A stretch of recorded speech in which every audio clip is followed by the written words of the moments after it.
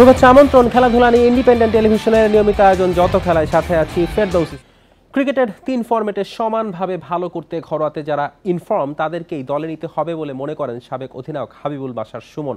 সাবেক নির্বাচক আরও জানিয়েছেন, ব্যাটারদের অফ ফর্মে সিনিয়রদের বিশ্রাম অথবা পিএসএল-এ তারকাদের খেলতে দেয়া নিয়ে ভাবতে হবে বোর্ডকে।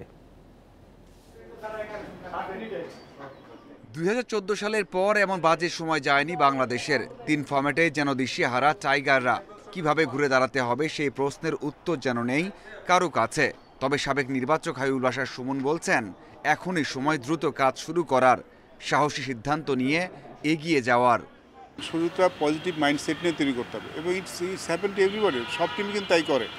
সো আমাদের যখন আমরা এরকম শুরু করবো, শুরুতে হয়তো আমাদের সাফল্যের তো আসবে না, বাট আমাদের ধৈর্য ধরি, তাহলে মনে হয় আমরা আমাদের যেই ট্যালেন্ট আছে, যেই স্কিল আছে, সেটা দিয়ে সামনে এগোনো অবশ্যই সম্ভব। আমাদের এগোতে হবে, আমাদের there is no other options. আমরা তো আমি যখন ইন্টারন্যাশনাল ক্রিকেট খেলবো তখন আমি কোনোদিন এক্সকিউজ দেখাতে পারবো না। ঢাকা প্রিমিয়ার লিগেও জাতীয় দলের ব্যাটারদের ব্যাটে রান নেই। জিম্বাবুয়ের সিরিজের দলে যারা থাকবেন তাদের বেশিরভাগ নেই সর্বোচ্চ রান সংগ্রাহকের তালিকাতে। ভাবনা যেন বাড়াচ্ছে নির্বাচকদের। তারা রান করছে, যে সবচেয়ে ভালো জিনিস আমাদের জন্য, বাংলাদেশ ক্রিকেটের জন্য, যে যখন একটা শূন্যতা তৈরি হয়েছে, সেই শূন্যস্থান যারা পূরণ করবেন, তারা যদি ফর্মে না থাকে, যাদেরকে আপনি ভাবছেন তারা যদি ফর্মে না থাকে, তখন আসলে বাধ্য হয়ে নিতে হয় এবং সংসারে থেকে এবং তাদেরকে দিয়ে বেস্ট পসিবল সার্ভিসটা কতখানি পাবেন সেই ব্যাপারটা চিন্তার বিষয় থেকে যায়। মুমিনুল মুশফিক লিটনরা রানে না থাকায় জিম্বাবুয়ের সিরিজে সিনিয়রদের বিশ্রাম দেয়া অথবা পিএসএল খেলতে দেওয়ার বিষয়টি ভাবতে হচ্ছে বারবার। আমাদের টপ অর্ডার ব্যাটিং, যেটা আমাদের সবসময় বড় প্রশ্নের মুখে, এবং যার জন্য আমাদের যে রেজাল্টগুলি দেখেন, যখনই টপ অর্ডার ভালো করেছে আমরা ভালো করেছি। সো তারা ভালো না করলে কিন্তু আমাদের কাজটা কঠিন হয়ে যায়। সো আমার it's a concern, definitely it's a concern. জিম্বাবুয়ের বিপক্ষে টেস্ট ও পাকিস্তান সফরে ঘরোয়াতে ইনফর্ম ব্যাটারদের বিবেচনা করতে বলছেন সাবেক এই নির্বাচক। আমাদের বাংলাদেশে একটু চেঞ্জ হওয়া শুরু করেছে। Mazharul Islam, independent news. শনিবার ঢাকা প্রিমিয়ার লিগের রোমাঞ্চকর ম্যাচে অগ্রণী ব্যাংক ক্রিকেট ক্লাবকে 1 উইকেটে হারিয়েছে পার্টেক্স স্পোর্টিং ক্লাব। অগ্রণীর দেয়া 219 রানের টার্গেটে শেষ বলে ম্যাচ জিতে নেয় পার্টেক্স। টস হেরে ব্যাটিংয়ে নেমে ভালো শুরু পায়নি অগ্রণী ব্যাংক। ওপেনিংয়ে সাদমান 31 রান করলেও টপ অর্ডার ব্যর্থতায় বড় সংগ্রহের পথে যেতে পারেনি ইমরুল কায়েসের দল। পরে মার্শাল আইয়ুবের 64 রানে স্কোর বোর্ডে 218 অগ্রণী ব্যাংকের। জবাবে নরবরে শুরু পার্টেক্সের 56 রানে হারায় 3 উইকেট। মোহাম্মদ রাকিবের অনবদ্য 80 রানের ইনিংসে ম্যাচের নিয়ন্ত্রণ নেয় পার্টেক্স, যদিও শেষ দিকে নিয়মিত উইকেট নেয় অগ্রণী ব্যাংক। জমজমাট লড়াইয়ে শেষ বলে জয় পার্টেক্সের। বিকেএসপিতে আলোক স্বল্পতায় মাঠে গড়ায়নি গুলশান ও লেজেন্ডস অব রূপগঞ্জের ম্যাচ। বৃষ্টি বাধায় ব্রাদার্স ইউনিয়নের সাথে রূপগঞ্জ টাইগার্সের ম্যাচও পরিত্যক্ত হয়। জানাবো ফুটবলের খবর। এশিয়ান কাপ বাছাইয়ের ম্যাচ খেলতে শিলংয়ে বাংলাদেশ দল। ম্যাচ ভেন্যু নিয়ে অসন্তোষ কোচ কাবরেরার। শেষ মুহূর্তে লাল সবুজের প্র্যাকটিস ভেন্যু পরিবর্তন করেছে। এদিকে 10 দিন ধরে ম্যাচ ভেন্যুতে অনুশীলন করছে ভারত। সেখানে অনুশীলন তো দূরের কথা, স্টেডিয়ামে প্রবেশ করতেই দেয়া হয়নি বাংলাদেশের কাউকে। লাল সবুজ জার্সিতে অভিষেক রাঙানোর অপেক্ষায় হামজা চৌধুরী। ব্লু টাইগার্সের জন্য বড় হুমকি, ভারতের মাঝমাঠ নিয়ন্ত্রণে বাধা হয়ে দাঁড়াতে পারেন। যে কারণেই হয়তো হোম অ্যাডভান্টেজ সুবিধা কাজে লাগিয়েছে টিম ইন্ডিয়া। বাজে মাঠের কারণে প্রথম দিনের অনুশীলন পরিকল্পনা মাফিক কাজে লাগাতে পারেনি কোচ হাবিয়ার কাবরেরা। দ্বিতীয় দিনেও একই চিত্র, জওহরলাল নেহরু স্টেডিয়ামের প্র্যাকটিস গ্রাউন্ড। ম্যাচের গ্রাউন্ড ঘাসের হলেও অনুশীলনের জন্য দেয়া হয় টার্ফের মাঠ।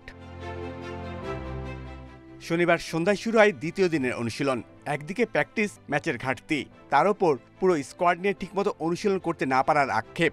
তাই বলে দলের অনুশীলন থেমে নেই। মিডফিল্ডে হামজার সাথে জোট বাঁধবেন কারা, তাই নিয়ে চলছে নানা হিসেব নিকেশ। হালকা ওয়ার্ম আপের পর কার কি দায়িত্ব সেটা বুঝিয়ে দিলেন coach হাবিয়ার Cabrera. Shamim Ahmed, independent news. ইংল্যান্ডের যুব দলের জার্সি গায়ে দেয়া হামজা এখন বাংলাদেশের আশা ভরসা, দেশের ফুটবল পরিবর্তনের দিশারি। কিভাবে এমন অসম্ভব কাজটা সম্ভব হলো? বাংলাদেশি বংশোদ্ভূত হয় লাল সবুজ জার্সিতে খেলার স্বপ্ন সত্যির পথে। দল হিসেবে পিছিয়ে থাকা বাংলাদেশকে এগিয়ে নেওয়ার চ্যালেঞ্জ নিতে হবে 27 বছর বয়সী এই তারকাকে। বাংলাদেশের ফুটবল আঙ্গন এখন যেন হামজাময়। 17 মার্চ দেশে পা রাখার পর থেকেই ফুটবল প্রেমীদের আগ্রহের তুঙ্গে তিনি। 25 মার্চ ভারতের বিপক্ষে এশিয়ান কাপ বাছাই পর্বের ম্যাচে লাল সবুজ জার্সিতে অভিষেকের অপেক্ষায়। অবশ্য লম্বা একটা সময় পর্যন্ত ইংল্যান্ডের হয়েই খেলতে চেয়েছিলেন হামজা। সে স্বপ্ন পূরণ হয়নি। এরপরই বাংলাদেশের হয়ে খেলার প্রক্রিয়া শুরু করেন এই ডিফেন্সিভ মিডফিল্ডার। 2024 সালে হাতে পান বাংলাদেশি পাসপোর্ট। 1997 সালে যুক্তরাজ্যের লেস্টারশায়ারে হামজার জন্ম। মা বাংলাদেশি, জন্মদাতা বাবা গ্রানাডিয়ান হলেও বেড়ে উঠেছেন সৎ বাবা মোর্শেদ দেওয়ান চৌধুরীর কাছে। সিলেটে আসা হয়েছে বেশ কবার, ভাষাটাও রপ্ত করেছেন বেশ। হামজার ফুটবলের শুরুটা লেস্টার সিটি একাডেমিতে। 2017 সালে লিগ কাপে লিভারপুলের বিপক্ষে বদলি হিসাবে লেস্টারের মূল দলে অভিষেক। ইংলিশ প্রিমিয়ার লিগে প্রথমবার মাঠে নামেন সে বছরই টটেনহামের বিপক্ষে। ইংল্যান্ডের মূল দলে সুযোগ না পেলেও খেলেছেন বয়সভিত্তিক দলে। চীনের বিপক্ষে 2018 সালে অনূর্ধ্ব 21 দলের হয়ে অভিষেক। খেলেছেন ইউএফা ইউরোপিয়ান অনূর্ধ্ব 21 চ্যাম্পিয়নশিপেও। পেশাদার ক্যারিয়ারে league, FA cup, league cup, Europa league ও কনফারেন্স লিগ মিলিয়ে এখন পর্যন্ত মোট 203টি ম্যাচ খেলেছেন হামজা। 2021 সালে লেস্টারের হয়ে জিতেছেন এফএ কাপ। বর্তমানে লোনে খেলছেন শেফিল্ড ইউনাইটেডে। র্যাঙ্কিংয়ে 185 নম্বরে থাকা বাংলাদেশ বেশিরভাগ সময়ই নিজেদের চেয়ে এগিয়ে থাকা দলের বিপক্ষে খেলে। এই ধরনের ম্যাচে ব্যাকলাইনের উপর থাকে গুরুদায়িত্ব। হামজার সংযোজন বাংলাদেশ দলকে নিঃসন্দেহে আত্মবিশ্বাস যোগাবে। Ghalib Hasan, independent news. Bowling পরীক্ষায় উত্তীর্ণ হওয়ার পর আইপিএলে খেলার আগ্রহ দেখিয়েছেন সাকিব আল হাসান। এরই মধ্যে আইপিএলের 3 ফ্র্যাঞ্চাইজির সাথে আলোচনাও সেরেছেন বলে জানিয়েছে ভারতীয় গণমাধ্যম সংবাদ প্রতিদিন। সংবাদ প্রতিদিনের মতে Royal Challengers Bengaluru, Rajasthan Royals ও সানরাইজার্স হায়দ্রাবাদের সাথে যোগাযোগ করেছেন সাকিব। মাঠের লড়াই ফিরতে প্রস্তুত সাকিব, এমনটাই জানানো হয়েছে প্রতিবেদনে। গেল 9 মার্চ ইংল্যান্ডের লাফবেরো ইউনিভার্সিটির মেডিকেল বিভাগে বোলিং অ্যাকশনের পরীক্ষা দিয়ে পাশ করেন তিনি। ফলে বোলিং করতে আর কোনো বাধা নেই টাইগার অলরাউন্ডারের। এর আগে গেল বছর সাকিবের বোলিং অ্যাকশন নিয়ে সন্দেহ ওঠায় ডিসেম্বরে তার বোলিংয়ে নিষেধাজ্ঞা দেয় আইসিসি। এদিকে শনিবার সন্ধ্যায় নিজের ফেসবুক পেজে জুয়ার কোম্পানি 1xBet-এর বিজ্ঞাপন দিয়ে আবারও নতুন করে আলোচনায় এলেন সাকিব। মারা গেছেন কিংবদন্তি বক্সার জর্জ ফোরম্যান। 2বারের হেভিওয়েট বিশ্ব চ্যাম্পিয়নের বয়স হয়েছিল 76 বছর। পরিবারের পক্ষ থেকে মৃত্যুর বিষয়টি সামাজিক যোগাযোগ মাধ্যমে জানানো হয়। বিগ জর্জ নামে পরিচিত ছিলেন ফোরম্যান। 1973 সালে প্রথমবার ওয়ার্ল্ড হেভিওয়েট চ্যাম্পিয়নশিপ জিতেছিলেন তিনি। পরের বছরে রাম্বল ইন দ্য জাঙ্গালে আরেক কিংবদন্তি বক্সার মোহাম্মদ আলীর কাছে টাইটেল হারান তিনি। এরপর 1994 সালে জেতেন দ্বিতীয়বার। ক্যারিয়ারে মাত্র 5টি লড়াই হেরেছেন ফোরম্যান।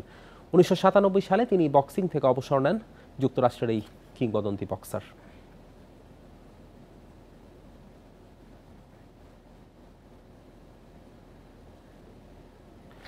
আর্জেন্টিনার বিপক্ষে ম্যাচের আগে ব্রাজিল শিবিরে দুঃসংবাদ, চোটে পড়েছেন দলটির প্রধান কিপার অ্যালিসন বেকার। শুক্রবার বিশ্বকাপ বাছাইয়ের ম্যাচে কলম্বিয়ার বিপক্ষে মাথায় আঘাত পান অ্যালিসন। ম্যাচের শেষ 20 মিনিট খেলা হয়নি তার। অ্যালিসনের পরিবর্তে ওয়েভারটনকে দলে নেওয়া হয়েছে। চোটে কাটা পড়েছেন মিডফিল্ডার গার্সনও। এছাড়া কার্ড জটিলতায় স্কোয়াডের বাইরে থাকতে হচ্ছে মাগালায়েস ও গুইমার্সকে। তাদের পরিবর্তে ডাক পেয়েছেন জোয়াও গোমেজ, এডারসন ও বেরালদো। আর্জেন্টিনার বিপক্ষে ম্যাচ 26 মার্চ।